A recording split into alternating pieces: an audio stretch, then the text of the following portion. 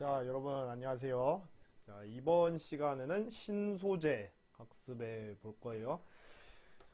자, 우리가 지금 배우고 있는 대단원의 이름이 자연의 구성 물질이죠. 자연의 구성 물질. 그러니까 이 자연이 어떤 물질들로 구성되어 있나를 배우는 건데, 자, 먼저 처음에 우리가 배웠던 게 지각이랑 생명체 구성하는 물질 배웠죠.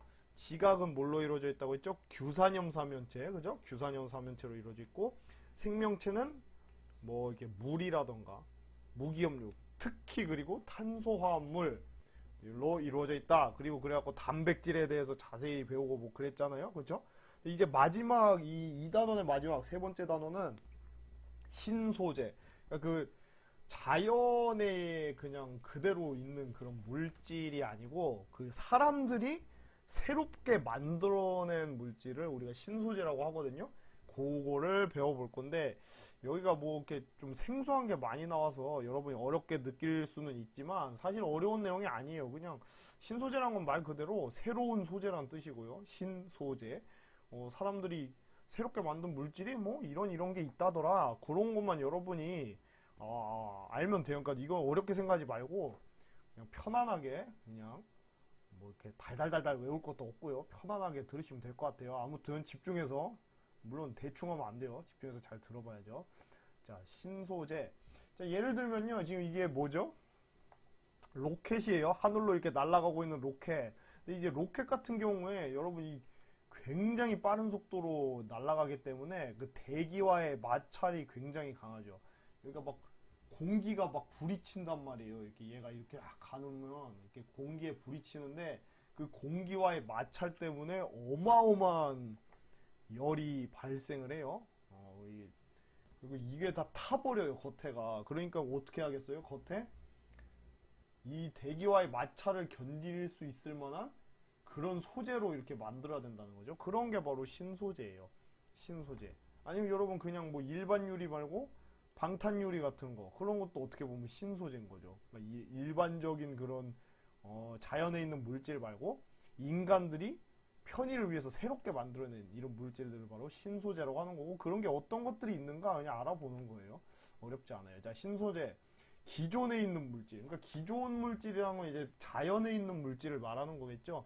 그런 거에 단점을 보완하거나 새로운 성질을 가지도록 만들어진 물질을 신소재라고 합니다. 됐죠? 신소재. 말 그대로 새로운 소재예요. 인간들이 만들어낸 소재. 자, 그래서 예를 들면 이것도 뭐 여러분 달달달달 외울 필요 없고요. 절대 없어요. 그럴 필요. 이 여러분 핸드폰, 그러니까 스마트폰에 보면 그 죄다 막 신소재로 이루어져 있어요. 예를 들면 뭐 표면에 유리 있죠, 여러분. 이건 이제 껍데기고, 여기 표면에 유리가 여러분 손톱으로 긁어도 잘 안 긁혀요. 물론 여러분 다 거기 뭐 필름을 꼈겠지만, 보호 필름을 붙였겠지만, 그게 없더라도 손톱으로 해도 이렇게 막 유리가 긁히듯이 잘 긁히지 않아요. 그게 표면 유리라고 해서 이게 뭐 3D 글라스 강화 유리 요런 걸 써요. 충격에 강하고 흠집이 잘 안 생긴 거. 요거 유리도 신소재예요. 그러니까 일반적인 유리가 아닌 거죠. 그리고 여러분 액정 깨졌다 이런 말 하죠? 액정하면 그 유리 바로 밑에 있는 게 액정이에요. 그래서 그 액정 얘도 이제 우리 눈에 적당한 밝기를 제공해야 되니까 여기서 이제 막 그 빛이 나오는 거거든요. 여러분 화면이 여기서 나온 거예요. 그걸 액정이라고 하는데 이게 비싼 거죠. 그래서 액정 깨지면은 막 핸드폰 다시 사야 되고 그러잖아요. 그죠? 요게 이게 하여튼 유기 발광 다이오드 뭐 이런 걸 써갖고 눈에 적당한 밝기를 제공한 거. 요것도 신소재예요. 그리고 반도체 많이 들어봤죠? 반도체. 그럼 반도체도 신소재고요. 반도체도 신소재예요. 그 다음에 여기 있는 요 배터리도 이 리튬 이온 전지 뭐 요런 거 이거 알아두세요. 리튬이 그 전지로 많이 쓰이거든요. 이런 것도 신소재. 요걸 이용해서 배터리를 만든 거. 그 배터리 자체가 신소재인 거죠. 그리고 외장재. 요것도 보면 여러분 핸드폰 떨어지면은 요 케이스 있으면 그렇게 쉽게 안 깨지거든요. 물론 이렇게 좀 수직으로 딱 하면 깨지겠지만 아무튼 요런 것도 신소재죠. 왜냐하면 외부 충격을 잘 흡수할 수 있게 이렇게 가볍게 이렇게 만들어야 되니까 요것도 신소재예요. 그러니까 여러분이 갖고 있는 핸드폰도 이렇게 신소재들로 이루어져 있다는 거. 이게 반도체죠. 반도체가 이제 신소재라는 거 여러분 알아두면 돼요. 이게 반도체라는 건 뭐 선생님이 뭐 자세하게 설명은 안 할게요. 그냥 뭐 도체와 부도체라는 게 있는데 그 중간 물질을 반도체라고 해요. 아무튼 중요한 건 아니고 그 반도체 물질 중에 이 규소가 사실 대표적이에요. 규소 그리고 여기 그 저마늄. 이렇게 두 가지는 여러분이 알아두시면 좋아요. 규소랑 저마늄. 이런 게 있다. 뭐 그렇게만 알아두면 될 것 같아요. 규소, 저마늄.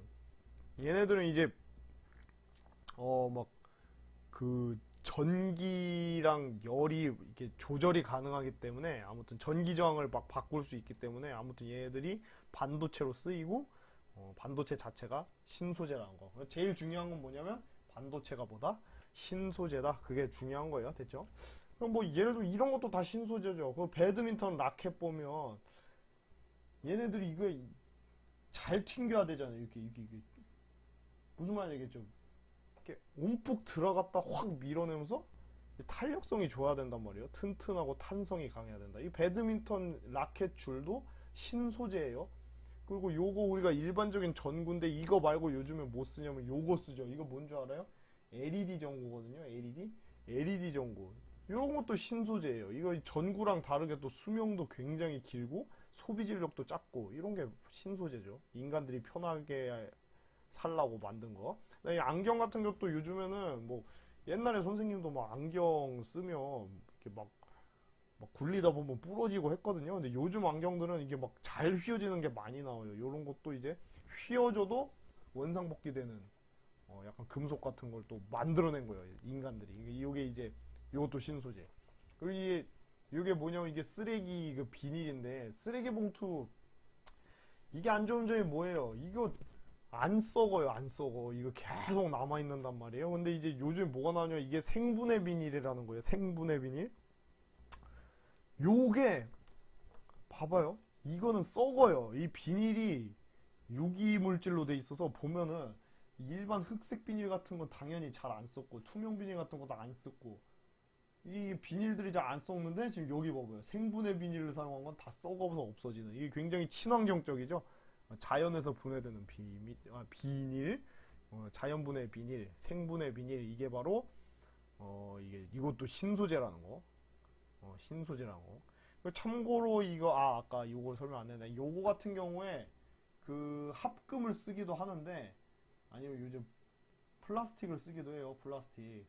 이걸 다시 원상복귀 되는 요런 합금을 뭐라고 하냐면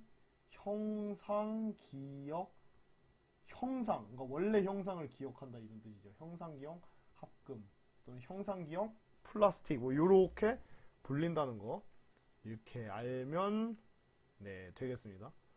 됐죠? 배드민턴 라켓줄 같은 경우는요. 요거 이제 탄소 나노 섬유 뭐 이걸 달달달 외울 필요는 없어요. 그냥 그런 게 있다 그렇게만 알아두면 되는 거예요. 눈에만 익혀두면 돼요. 아무튼 제일 중요한 건 이거 전부 신소재다. 요게 배드민턴 라켓, LED, 안경테, 휘어지는 안경테, 생분해 비닐 요게 신소재다. 요게 이제 제일 중요한 거예요. 결국 결론 이것도 중요한 거. 너무 쉬워요. 신소재가 일상생활에 다양하게 이용되면서 우리의 생활이 더욱 편리해지고 있다는 거 여러분 알아두시면 되겠습니다. 됐죠? 당연하죠. 편해지고 있죠. 자, 그 다음 넘어갈게요. 이제 그 신소재가 아까는 그냥 대충 배웠잖아요. 여러분 뭐 이거 뭐 자세하게 알 필요는 없고 그냥 이런 것들이 신소재다 이렇게 알면 되는데 그 좀 더 구체적으로 알아야 되는 게 두 가지가 있어요. 자, 일단 물질의 전자기적 성질을 변화시켜 개발한 신소재가 있는데 전자기적이라는 건 이제 전기, 자기 이거 할 때 이거 합친 거예요. 요 두 개는 여러분들이 반드시 별표 3개 알아두셔야 됩니다. 이거는 꼭 알아놔야 돼요. 자세하게. 시험 문제에도 굉장히 잘 나와요. 이런 건. 무슨 말인지 알겠죠? 자, 초전도체 먼저 가볼게요. 초전도체가 뭐냐면 초가 이제 슈퍼예요. 영어로. 슈퍼가 이제 초특급 할 때 전도라는 건 이제 전기 전도할 때 그 전도예요. 뭔가 잘 전달이 된다. 그런 물체다. 이런 뜻인데, 자, 왜 초전도체가 뭐냐면, 어떤 특정한 온도 이하에서 전기 저항이 아예 없어지는 물질, 이걸 바로 초전도체라고 해요. 자, 이렇게 보면 또 전기 저항 모르는 학생들이 있겠죠. 또 아 뭐야 이러지 말고 자세히 봐요. 전기 저항은 뭐냐면, 여러분 전기가 흐른다는 건 무슨 뜻이에요? 전기가 흐른다는 건 잘 모를 수 있겠지만, 전자 알죠? 여러분 전자는 알 거 아니에요. 전자 그거 원자 핵 양성자 주위 돌고 있는 거, 그거 전자잖아요. 전자가 움직이는 걸 우리가 전류가 흐른다고 말을 하는 거예요. 무슨 말인지 알겠죠? 그래서 선생님이 말했잖아요. 예를 들면은 피카츄가 100만 볼트 하면 전자가 엄청나게 많이 이동되는 거죠. 그러니까 우리 몸에도 이제 전기가 오른다는 거는 전자가 많은 양이 갑자기 이동하면서 열이 올라가지고 이제 우리가 다치게 되는 건데, 아무튼 전자가 움직이는 걸 우리가 전류가 흐른다 이렇게 말을 하고요. 전자가 잘 움직이면 뭐예요? 전류가 잘 통한다는 얘기죠. 전자가 잘 못 움직이면 잘 못 움직여. 그럼 이거는 전류가 잘 안 통한다는 얘기예요. 근데 이제 전자가 잘 이동하는 거, 이거를 전자가 이동한 걸 막는 정도를 뭐라고 하냐면 전기 저항이라고 하거든요. 전기 저항. 그러니까 전자가 이동하는 걸 방해하는 정도랄까요? 그거를 바로 전기 저항이라고 하는데, 이 전기 저항이 작으면 전자가 더 잘 이동하는 거고, 전기 저항이 높으면 전자가 잘 앞으로 못 가는 거죠. 무슨 말인지 알겠죠? 자, 다시.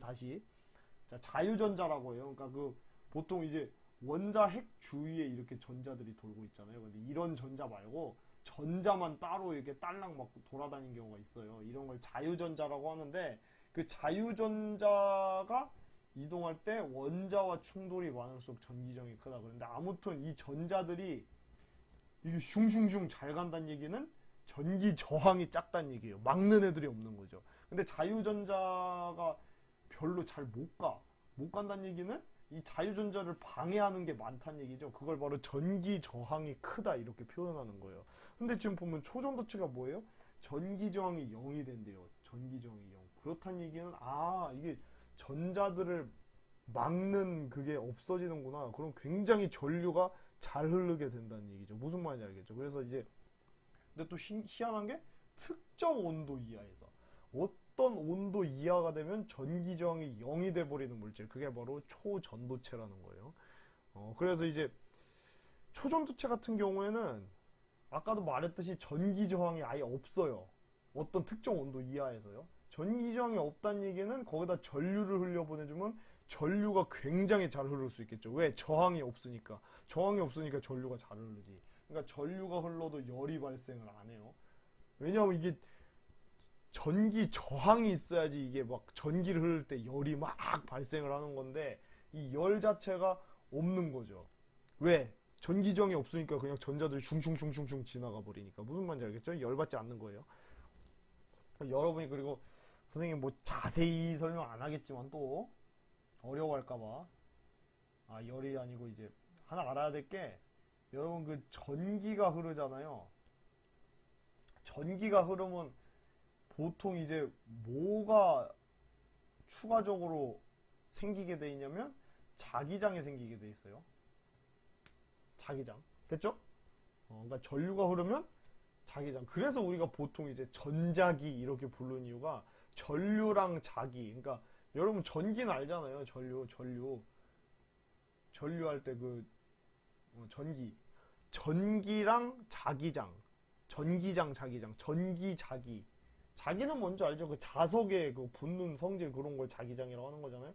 전기, 자기는 항상 같이 다녀요. 그래서 우리가 전자기 이런 말 많이 들어봤잖아요. 그렇죠? 그래서 이제 전기가 발생하면 자기장도 발생한다는 걸 여러분이 알아두시면 돼요. 그리고 전기가 잘 흐르면 자기장도 세고, 전기가 약하면 자기장도 약하다는 거 알아두시고요. 그럼 여기서 아까 초전도체 같은 경우에는 전기 저항이 0이니까 전류가 엄청나게 잘 흐른다는 얘기죠. 열도 발생 안 하고. 전류가 잘 흐른다는 얘기는 다른 말로 하면 자기장도 강하게 자기장도 발생시킬 수 있다, 이런 얘기예요. 무슨 말인지 알겠죠? 자, 다시 정리할게요. 초전도체는 다시 전기 저항이 0이다. 됐죠? 전기 저항이 0이니까 전기 전도도가 높은 거야. 전기 전도도. 전기 전도도라는 건 전류가 흐르는 정도를 말하는 거예요. 그게 높고, 다른 말로 하면 이제 그 전류가 엄청나게 잘 흐른다는 얘기. 그죠? 그리고 이 다른 말로 하면 열이 발생을 거의 안 한다는 얘기. 그렇다 보니까 뭐도 셀 수 있다? 자기장도 엄청나게 셀 수 있다. 이거를 꼭 요거 알아두시면 되는 거예요. 근데 전기저항이 0이 되려면 무슨 조건? 특정 온도. 아이고. 그죠? 특정 온도. 특정 온도 이하에서 전기저항이 0이 된다는 거예요. 자, 그래프 보여줄게요. 이게 바로 초전도체의 그 그래프인데요. 여러분 그래프 나오면 또 겁먹지 말고 가로축이랑 세로축 잘 보라고 했죠. 온도에 따른 전기저항이에요. 자, 무슨 말이냐, 다시 선생님이 그래프 연습시켜준다 했죠. 여러분 공부시간, 예를 들어서 공부시간, 그리고 여기 성적이라고 하면 예를 들어서 이렇게 그래프가 그려졌다. 어떻게 읽으면 돼요? 공부시간이 늘어날수록 지금 뭐도 늘어나고 있어요. 뭐도 늘어나고 있어. 성적도 늘어나고 있죠. 같이 이렇게 여러분 해석하면 되는 거예요. 다시 하면은 예를 들면 게임 시간이 많아질수록 공부 이렇게 된다. 공부 시간. 아니야, 성적. 어떻게 읽으면 돼요? 이렇게 오른쪽으로 갈수록 다시 게임 시간이 많아질수록 뭐가 지금 줄어들고 있어요? 성적이 줄어들고 있죠? 여러분 게임하면 안 돼요. 공부하세요. 이렇게 줄어들고 게임 시간이 늘어나면 성적이 줄어든다. 이렇게. 무슨 말인지 알겠죠? 이런 식으로 해석하면 되는 거예요. 이것도 어떻게, 요거 어떻게 해석할 거예요? 요 부분 어떻게 해석할 거예요? 잘 보세요. 오른쪽으로 갈수록, 그러니까 온도가 늘어날수록 지금 뭐가 늘어나고 있어요? 전기 저항이 늘어나고 있어요. 아, 무슨 말인지 알죠? 거꾸로 읽으면 온도가 줄어들수록 전기 저항도 줄어들고 있는 거죠. 자, 이렇게 여러분이 그래프 해석하면 돼요. 자, 다시 이거에 따라가 볼게요. 지금 온도가 줄어들수록 전기 저항이 계속 줄어들어요. 온도가 적으면 전기 저항 줄어들어요. 그리고 계속 줄어들어야 되는데 희한한 게 어느 순간이 딱 되니까 온도가 작아질수록 전기 저항이 줄다가 어느 순간이 되니까 전기 저항이 아예 0이 돼 버리는 상황이 오는 거죠. 이런 물질을 바로 우리가 뭐라 한다? 초전도체라고 한다는 거. 그리고 이 특정 온도, 전기 저항이 0이 되는 요 온도를 우리가 임계 온도라고 해요. 여러분 혹시 과학 앞으로 계속 할 거면 임계라는 말 알아두세요. 임계가 영어로 크리티컬이고요. 여러분 혹시 그 게임하진 말라고는 했지만 게임 해보셨으면 알 거예요. 뭐 몬스터들 잡다 보면 크리티컬 터졌다 뭐 이런 말 하잖아요. 크리티컬이라는 게 어떤 한계점 이런 뜻이거든요. 그런 걸 우리가 한국말로 임계라고 하는데 요 딱 어느 순간 되니까 전기저항 0되죠. 요 딱 그 점을 바로 임계 온도라고 한다는 거예요. 여러분 꼭 알아두시기 바랍니다. 됐죠? 아무튼 초전도체는 임계 온도보다 온도가 낮으면 어떻게 된다? 전기저항이 0이 된다. 다시 뭐라고요? 중요한 말 했어요, 선생님이 지금. 초전도체는 온도가 임계 온도보다 낮으면 전기저항이 0이 된다는 거 꼭 알아두시기 바랍니다. 됐죠? 이제 마이스너 효과라는 거. 마이스너 효과가 이제 그 초전도체 위에 자석을 올려놓으면 자석이 공중에 떠 있는다. 아, 이게 무슨 신기한 일이죠. 그죠? 무슨 말이냐면 봐봐요. 이 초전도체가 예를 들어서 여기 있다고 해봐요. 초전도체가 이렇게 있는데 얘를 온도를 낮추고 해가지고 이제 전기저항이 0이 되잖아요. 얘가 전기저항이 이제 0이 되면 어떤 일이 발생하냐면 초전도 현상이 발생해요. 전기저항이 0이 되는데 요 위에다가 자석을 갖다 놓잖아요. 그럼 어떻게 되냐면 공중에 떠요. 신기하죠? 왜냐고는 물어보지 마세요. 너무 어려워요. 아무튼 그래서 이 효과를 뭐라고 하냐면 마이스너 효과라고 한다는 거 여러분 반드시 알아두세요. 마이스너 효과. 이게 마찰이 없이 물체를 움직이게 할 수 있다 보니까 굉장히 유용한 효과죠. 마이스너 효과. 공중에 뜬다는 게 어떤 느낌? 요거예요, 바로. 신기하죠? 자, 지금 요건 뭐냐면, 얘가 바로 초전도체예요, 초전도체. 얘가 자석이에요.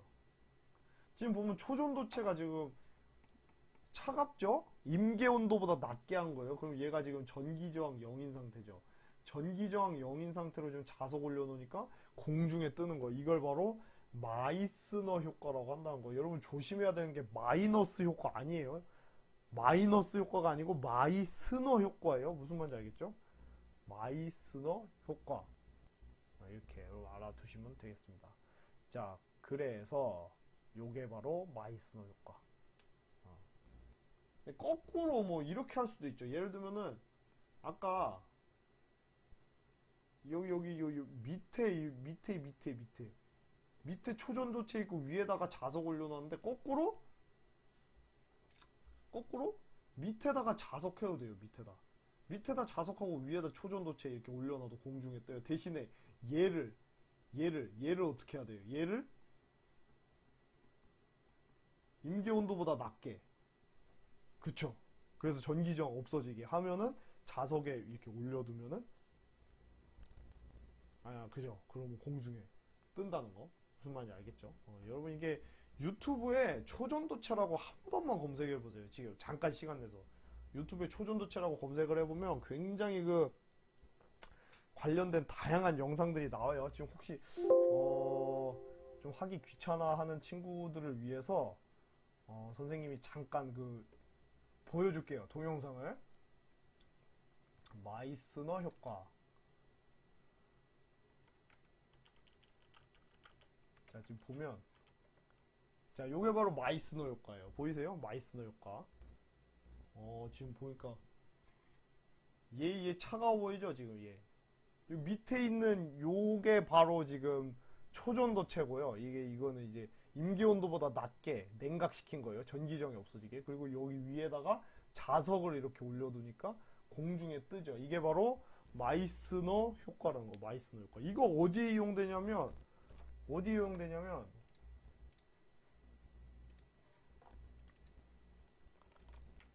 자기부상열차에 이용돼요. 자기부상열차. 그 공중에 떠서 슝 가는 거니까 이게 굉장히 좋죠. 이거 그럼 보면 선생님이 질문할게요.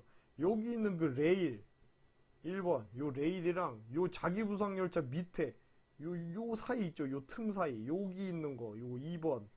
자, 뭐가 초전도체일까요? 요거예요. 초전도체가 훨씬 비싼데 당연하지. 이거 그리고 초전도체를 임계온도 이하로 낮춰야 되잖아요. 그럼 이거 레일을 다 온도 낮게 할 수는 없잖아요. 그럼 돈이 너무 많이 들죠. 그러니까 여기 저기 저 자기부상열차 그 밑에 보면 초전도체로 이루어져 있는데 그거를 냉각시켜서 임계온도보다 낮게 하면, 그리고 요 철 말고 자석을 사용하면 어떻게 돼요? 공중에 떠서 열차가 갈 수 있죠. 그럼 뭐가 좋아요? 마찰이 없어지죠. 마찰이. 굉장히 효율적으로 갈 수 있는 거예요. 빠르게. 무슨 말인지 알겠죠? 네, 그게 바로 자기부상 열차예요. 자기부상 열차. 자기부상 열차. 그래서 초전도체가 일단 쓰이는 데를 보면 뭐 자기부상 열차도 있지만 여기 보면 이게 이제 여러분 알 거예요. 자기공명 영상장치라는 건데 이걸 줄임말로 해서 MRI라고 해요. 많이 들어봤죠? 이거 뭐 어디 다치거나 하면 MRI 촬영하잖아요. 이게 그 자기장으로 사람 몸속을 관찰하는 거거든요. 근데 자기장이 좀 강해야 돼요. 근데 아까도 말했듯이 초전도체는 자기장이 강할 수 있잖아요. 그걸 이용하는 거예요. 요거 같은 경우에 이제 입자가속기라고 하는데, 입자가속기는 이제 그 입자의 속력이랑 방향을 조정하는 건데 그것도 이제 자기장이 강해야 되거든요. 역시 요거는 이제 이게 핵융합 발전인데 요것도 이제 그 강한 자기장을 통해서 핵융합 반응이 일어나게 하는 거예요. 그래서 요런 것들이 이거는 이제 핵융합 발전기. 요런 것들이 이제 여러분 좀 알아두면 좋아요. 얘네 세 개가 그 초전도체를 활용한 건데 자기장, 강한 자기장을 이용한 거. 그리고 뭐 요건 이제 초전도 전력 케이블이라는 건데요. 그 뭐 에너지 손실이 거의 없는 초전도 전력 케이블 이런 거. 보통 구리를 사용하는데 초전도 전력 케이블을 사용하면 또 전기가 잘 통할 수 있으니까. 물론 그렇다고 뭐 전기줄 싹 다 초전도체를 할 수는 없겠지만 비싸니까. 근데 이제 슈퍼컴퓨터 같은 경우에도 이제 이게 열이 엄청나게 많이 발생하거든요. 근데 열 발생 안 시키려면 이제 전기 저항이 적으면 되거든요. 그러려고 이제 또 초전도체를 쓰기도 한다는 거죠. 무슨 말인지 알겠죠? 그리고 여러분 또 주의해야 될 게 뭐냐면은 뭐 여러 가지 있었잖아요. 초전도체를 활용하는 예시가 많았는데 그 중에서도 이제 마이스너 효과, 마이스너 효과를 이용한 거는 딱 하나예요. 선생님이 말한 것 중에 마이스너 효과를 이용한 거는 자기부상 열차예요. 왜냐하면 초전도 현상이랑 마이스너 효과를 헷갈리면 안 돼요. 초전도 현상.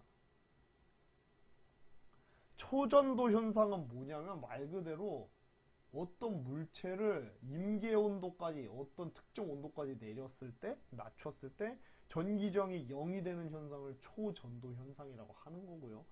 무슨 말인지 알겠죠? 그냥 초전도체에서 나타나는 현상이에요. 마이스너 효과는 얘랑 달라요. 마이스너 효과는 뭐냐면 초전도체를 임계온도까지 낮추면 전기저항 0되죠. 그 초전도체 임계온도까지 냉각시킨 초전도체 위에다가 자석을 올려놓으면 둥둥 공중에 뜬다는 효과, 그게 바로 마이스너 효과죠. 그러니까 마이스너 효과를 활용한 사례는 자기부상열차밖에 없는 거예요. 자기부상열차. 무슨 말인지 알겠죠? 자, 그렇게 알면 되겠습니다. 자, 그 다음에 그래핀 가볼게요. 요거 뭐죠, 여러분? 이게 바로 뭐냐면 뭘로 보여요? 이거 석탄이에요. 석탄. 석탄이 아니죠. 석탄이라고 하면 좀 이상하고 흑연이라고 하는 게 좀 더 정확할 것 같아요. 흑연. 석탄이 사실 뭐 흑연 성분이니까. 아무튼 흑연 알죠? 여러분 연필심, 샤프심 그거 사실 뭐 흑연에다가 뭐 이것저것 좀 더 첨가한 거긴 하지만 아무튼 흑연, 흑연, 흑연, 흑연. 탄소로 막 이루어져 있죠. 흑연이. 자, 그럼 그래핀에 대해서 배워볼 건데, 자, 뭔지 알아봅시다. 그래핀. 자, 먼저 말하자면 이게 탄소예요. 이게 싹 다 탄소예요. 이게 싹 다 탄소가 이렇게 육각형 모양으로 이루어져 있는 거. 이걸 바로 그래핀이라고 하는데, 자, 그래핀이 뭔지 선생님이 설명해 줄게요. 자, 흑연이 있어요. 흑연의 그 결합 구조를 보면 이런 식으로 돼 있어요. 이렇게. 이거 밑에도 계속 층이 있는 거예요. 이렇게 계속 층이 계속 이런 식으로 져 있는데, 요게 이런 식으로 돼 있다 보니까 이 판끼리 잘 떨어져요. 무슨 말인지 알겠죠? 이 판끼리 잘 떨어져가지고 그래서 흑연이 여러분 잘 부러지는 거예요. 근데 문제는 뭐냐면요. 여기서 요 한 층 있죠. 얘네들끼리는 단단해요. 무슨 말인지 알겠어요? 여러분 이 흑연이 뭐 만져보면 알겠지만 이렇게 엄청 약해요. 근데 그 이유가 다시 이렇게 판끼리 떨어져서 그런 거라고. 얘랑 이렇게 둘이서 떨어져서 잘 떨어져요. 근데 문제는 뭐다? 얘 하나의 판, 얘네끼리는 굉장히 단단하게 연결이 돼 있다는 거죠. 아, 그거에 착안해서 지금 과학자들이 어떻게 했냐면, 이 하나를, 흑연의 한 층을 떼어냈어요, 이렇게. 이게 바로 그래핀이에요. 얘네들은 굉장히 단단하거든요. 무슨 말인지 알겠죠? 굉장히. 자, 그래서 그래핀, 지금 보면은, 다시, 흑연, 얘네들끼리는 이렇게 잘 헤어지는데, 잘 떨어지는데, 하나를 떼가지고 갖고 온 거.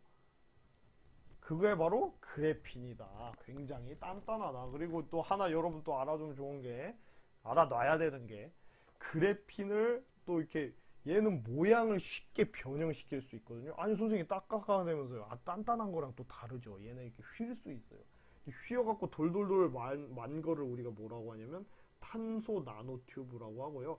얘를 이렇게 동글동글하게 이렇게 말아가지고 공처럼 만든 걸 우리가 플러렌이라고 한다는 거. 얘네 둘도 여러분이 좀 그 이름은 익혀두세요. 무슨 말인지 알겠죠? 다시 흑연에서 한 층을 뺀 걸 그래핀이라고 하고, 그래핀을 둥그렇게 만 걸 플러렌. 그리고 뭐라고 하면 이게 공처럼 만 걸 플러렌이라고, 이게 동그랗게 과자처럼 만 걸 탄소 나노 튜브라고 한다. 튜브처럼 만 걸. 자, 그래서 그래핀 됐죠? 흑연의 한 층이고, 지금 잘 보면은 이거 하나하나가 싹 다 탄소 원자들이란 말이에요. 흑연은 탄소로 이루어져 있는 거예요. 탄소 원자들이 이렇게 하나, 둘, 셋, 넷, 다섯. 지금 플로렌 같은 경우는 지금 오각형으로 돼 있죠. 근데 이제 보통 그 그래핀 같은 거는 보면은, 그래핀 아까 다시 보여줄게요. 육각형으로 돼 있어요. 육각형. 그래핀은 육각형. 됐죠? 육각형이랑 오각형이 섞여 있네요. 지금 보니까. 그죠? 여기 이거요. 네, 육각형도 있네. 아무튼 뭐 중요한 건 아니고요. 아무튼 뭐 그래핀이 중요하죠. 그래핀. 그래핀을 보면 육각형으로 돼 있다고요. 탄소 원자가 육각형 구조로 결합되어 있다는 거 알아두세요. 자, 그래서 그래핀의 특징 요거 좀 꼭 알아두시기 바랍니다. 이렇게 어렵다고 생각하지 말고 그냥 그러려냐고 익히면 돼요. 엄청 단단해요. 엄청 단단해. 강철의 200배 이상 단단하다는 거 꼭 알아두세요. 알았죠? 알아두고. 열 전도성이 높아요. 열이 굉장히 잘 통해요. 그 열이 잘 통한다는 구리보다 13배나 열이 잘 통합니다. 그 다음에 전기 전도성이 높아요. 왜? 전기가 잘 통한다. 초전도체랑 비슷하네요. 그죠? 그 다음에 투명해요. 이게 봐봐요. 굉장히 얇거든요. 굉장히 얇다 보니까 투명해요. 그래서 빛을 잘 투과시킨다는 거. 그래서 이게 또 요것도 하나 알아두면 돼요. 면적이 늘어나거나 휘어져도 전기적인 성질이 바뀌지 않아. 만약에 아까처럼 이렇게 휘었어요.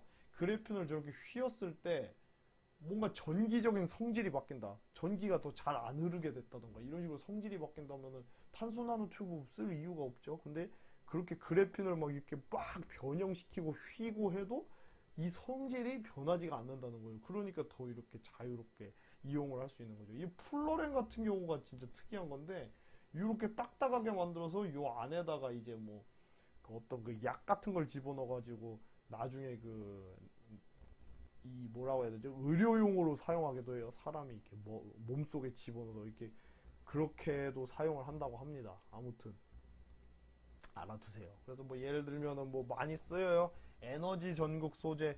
이거 이제 뭐 에너지 전기 잘 통하는 거거든요. 이게 그래핀 이용한 거예요. 이건 인쇄 뭐 전자 소재 같은 뭐 그리고 요거 이제 투명한 거, 투명 디스플레이. 아까 투명하다고 했잖아요. 그래핀이 투명하니까 요런 데도 쓸 수 있고 단단하기까지 하니까 일석이조죠. 그다음에 반도체 뭐 새로 나온 것들이 좀 많이 쓰이고 있고요. 이건 방열 소재라고 해가지고 그 열을 방출하는 소재인데 그 열 전도도가 높으니까 그죠? 또 좋죠. 그리고 이제 뭐 이 말했듯이 여기 항공 우주 분야에서 이 겉에는 그 열을 견딜 수 있을 만큼 굉장히 그 단단하고 그 고강도의 엄청난 고강도의 소재가 있어야 돼요. 그리고 쏘아 올려서 우주를 돌아다녀야 되니까 가벼워야 돼요. 근데 가볍고 이렇게 단단한 물질 바로 그래핀이죠. 최고예요, 그래핀. 그렇게 알아두시면 됩니다. 그래서 이게 너무 단단하니까 강철의 200배 이상 단단해서 그래핀 같은 게 이제 요즘에는 그 방탄으로 많이도 쓰인다고 해요. 총알이 이렇게 잘 뚫지를 못해서 그렇게 알아두면 되겠습니다. 자, 그 다음에 이제 마지막으로 배울 거는 자연을 모방하여 만든 신소재인데 이건 진짜 쉬워요. 그냥 자연에 있는 거 보고 만든 신소재예요. 지금 아까 다시 볼게요. 자, 선생님 잘 따라와요. 맨 처음엔 그냥 이렇게 뭐 신소재 이런 거 있다 요거만 알면 되는 거고, 자, 우리가 초전도체 특정 온도 임계온도 이하에서 전기적 성질이 0이 되는 물질 초전도체, 전기 저항이 0이 되는 물질. 그래핀 흑연의 한층 강철보다 단단하고 전기 잘 통하고 하여튼 이런 거. 근데 이제 요런 것들은 사람이 만들어낸 건데 만들어낸 것 맞는데 뭘 보고 뺏긴 거예요. 뭘 보고 뺏겨요? 자연을 보고 뺏긴 거. 모방하여 만든 신소재. 요거 알아볼게요. 자, 첫 번째 독고마리 열매를 보고 벨크로 테이프를 만들었습니다. 벨크로 테이프도 신소재예요. 자, 독고마리 열매, 여러분 그 한 번쯤 경험 있으실 거예요. 그 여행 갔을 때 막 옷에 뭔가 이게 도깨비 풀 같은 거라고 하죠. 그런 게 막 따닥따닥 붙어 있잖아요. 이게 왜 그러냐면 자세히 보면 여기에 이제 그 갈고리 같은 게 있어요. 그래갖고 얘네가 동물의 털이나 사람 옷에 잘 달라붙어서 씨앗이 멀리 퍼지게 되는 건데요. 그거에 착안을 해서 사람들이 이렇게 갈고리를 여러 개 해서 만든 게 바로 벨크로 테이프. 이거 알잖아요. 여러분, 벨크로 테이프가 전문 용어로 뭐예요? 찍찍이죠. 네, 찍찍이라고 해요. 찍찍이. 찍찍이. 이게 자세히 보면 이렇게 돼 있어요. 이게 갈고리 모양으로 돼 있어서 여러분의 그 옷이라던가 아니면 동물들의 털에 굉장히 잘 붙게 구조가 돼 있는 거죠. 그리고 이런 것도 신소재인 거예요. 독고마리 열매를 보고 뺏긴 거죠. 자연을 모방한 신소재. 아까 초전도체랑 그래핀은 뭐였어요? 전기적이나 자기적 성질을 변화시킨 신소재였는데 이거는 그냥 자연을 그대로 모방, 베낀 신소재. 벨크로 테이프 됐죠. 그 다음에 이제 홍합에 보면요, 요 홍합이 물 속에서 여기 딱 바위에 붙어 있는데 물 속에서도 잘 붙어 있는단 말이에요. 그 홍합에 보면은 여기 홍합이 이렇게 딱 있으면 요 그 홍합 꼬다리에 족사라고 불리는 족사라고 불리는 약간 털 같은 물질이 있어요. 그 얘네들이 물 속에서도 이렇게 끈끈하게 잘 붙어 있는단 말이죠. 그거 보고 과학자들이 또 여기 족사 성분으로 뭘 만들었냐면 수중 접착제. 그 물 속에서도 이렇게 붙을 수 있는 접착제를 만든 거예요. 그 홍합을 보고 또 착안해서 모방한 거죠. 됐죠? 그 다음에 이제 모르포납이라는 거, 이것도, 이거 잘 봐두세요. 이거 중요한데. 보세요. 이거 여러분이 착각하는 건데, 자, 보면, 모르포납이라고 이렇게 예쁜 애가 있어요. 막 약간 그라데이션처럼 굉장히 예쁜 나비가 있는데, 얘를 통해서 모르포텍스 섬유라는 이런 막 그라데이션처럼 막 반짝반짝거리는 윤기 나는 굉장히 예쁜 섬유를 만들어냈어요. 근데 이게 색깔을 베낀 게 아니고요. 색을 베낀 게 아니에요. 지금 보면 파란색 아니죠? 파란색 아니잖아요. 색 베낀 거 아니에요. 그럼 뭘 베꼈냐면요. 구조를 베낀 거예요. 구조를 모방한 거예요. 자, 잘 보면은 그 모르포나비의 그 여기 날개를 잘 보면요. 이렇게 격자처럼 이렇게 비늘처럼 이렇게 돼 있고 자세히 보면 뭔가 구조가 특이해요. 그거를 보면은 그 이렇게 얇은 그 막이라고 해야 될까요? 이런 격자들이 굉장히 많아요. 하여튼 구조가 이렇게 특이한 거예요. 구조가 굉장히 특이하게 돼 있어요. 그러다 보니까 우리 눈에 빛이 약간 그라데이션처럼 굉장히 예쁘게 보이는 거예요. 그러니까 이 모르포나비가 이게 파란색으로 보이는 건요. 여기에 색소 아니에요. 색소가 아니고 날개의 어떤 그 격자 구조라고 할까요? 그 격자 구조 때문에 그렇다는 거. 그럼 과학자들이 그거 보고 또 가만히 있을 수 없죠. 베낀 거예요. 모방한 겁니다. 그래서 뭘 모방했냐면 색소를 모방한 게 아니고요. 색소 모방할 거면 그냥 파란색 물감 쓰면 되죠. 그게 아니고 이 구조를 모방했다는 거죠. 실제 이 옷들 보면은 구조를 이런 식으로 격자 구조들을 만들다 보니까 색소를 쓰지 않고도 예쁜 염색을 안 했는데도 빛에 의해서 예쁜 색을 낼 수 있게 됐다는 거 그렇게 알아두면 되겠어요. 그 다음 마지막으로 연잎은 여러분 연잎 보면 물에 잘 안 젖어요. 연잎이 그냥 이렇게 쓱 흘러 내려가서 그냥 이렇게 몽글몽글 맺힌다든지 이렇게 되는데 그거를 보고 착안한 게 바로 자가세정 페인트. 자가세정 페인트라는 건 뭐냐면요. 똑같아요. 연잎처럼 이게 지금 요 하얀 게 지금 페인트건 자가세정 페인트를 바른 건데 여기 일반 페인트랑 다르게 여기다가 이제 이물질이라던가 물 같은 걸 부으면 여기에 막 이렇게 뭐 스며들거나 그런 게 아니고 밑으로 그냥 쑥쑥쑥쑥 이렇게 그냥 미끄러지듯이 흘러 내려가 버려요. 그러니까 더러운 게 묻어도 그냥 다 밑으로 내려가 버리는 거죠. 굉장히 편하죠. 이게 자가세정 페인트인데 연잎에서 이렇게 고안을 한 거예요. 연잎을 자세히 보면 이렇게 봐봐요. 이렇게 물이 안 스며들고 그냥 고여 있죠. 안 젖어요. 잘. 그 이유는 뭐냐면 연잎을 자세히 확대해 보면 이렇게 막 미세한 돌기들이 굉장히 많이 나 있어요. 됐죠? 이게 미세한 돌기들이 굉장히 많이 나 있어서 그걸로 이제 자가세정 페인트를 만들었다는 거 여러분 알아두시면 되고요. 네, 이제 뭐 마지막으로 이제 우리 선조들이 사용한 신소재 한번 볼까요? 옛날에 뭐 이제 그 조선시대 때나 요럴 때 우리 선조들이 썼던 걸 보면 방자라는 거 있어요. 방자.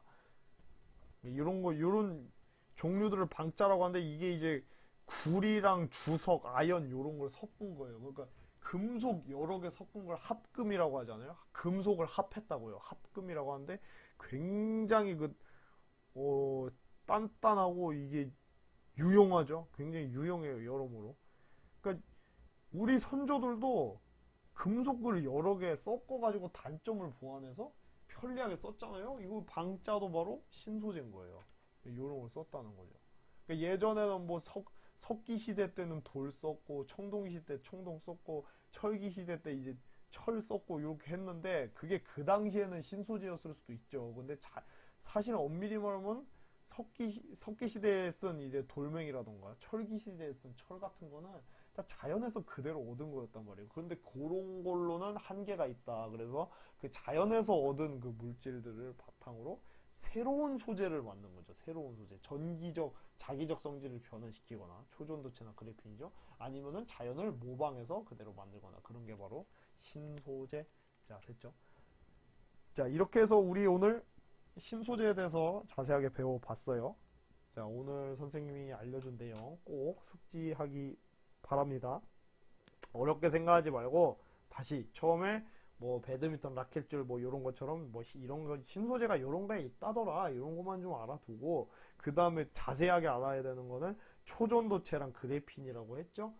그게 뭐 전기 잘 통하고 뭐 자기장 세게 흐르고 뭐 임계온도 뭐 마이스너 효과 특히 이런 거 잘 알아놔야 돼요. 무슨 말인지 알겠죠? 마지막으로 자연을 모방해서 만든 신소재 벨크로 테이프, 수중 접착제, 그다음에 모르포텍스 섬유, 그다음에 연립 이런 거 여러분이 자가세정 페인트 이런 건 여러분이 알아두면 되겠습니다. 자, 오늘 수업 듣느라 고생 많았습니다.